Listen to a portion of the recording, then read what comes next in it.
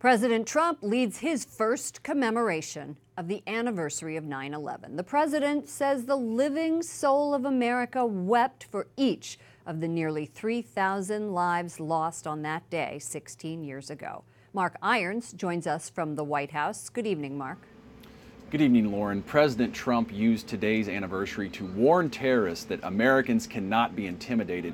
He marked 9/11 with ceremonies at the White House and Pentagon, saying, "No force on earth can break us apart."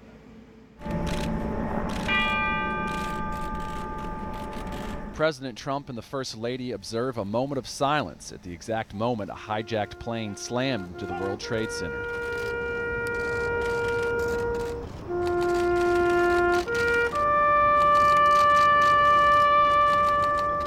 Later, the president visited the Pentagon, one of the three sites attacked on September 11th, 2001.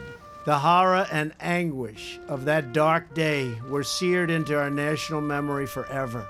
It was the worst attack on our country since Pearl Harbor, and even worse because this was an attack on civilians. Vice President Pence told an audience in Shanksville, Pennsylvania, that the passengers aboard the plane that crashed there may have saved his life.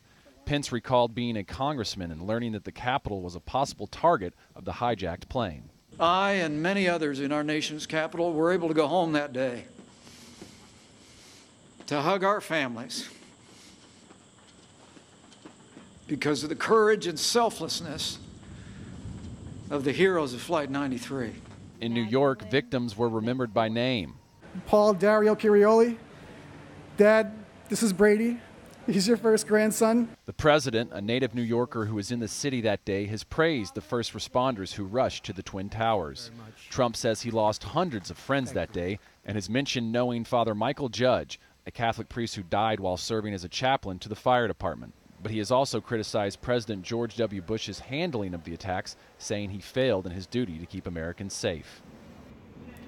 President Trump said today American forces are pursuing and destroying the enemies of all civilized people. He also remembered the 7,000 U.S. service members who have given their lives fighting terrorists around the globe. Lauren. So hard to watch. Correspondent Mark Irons at the White House. Thank you, Mark.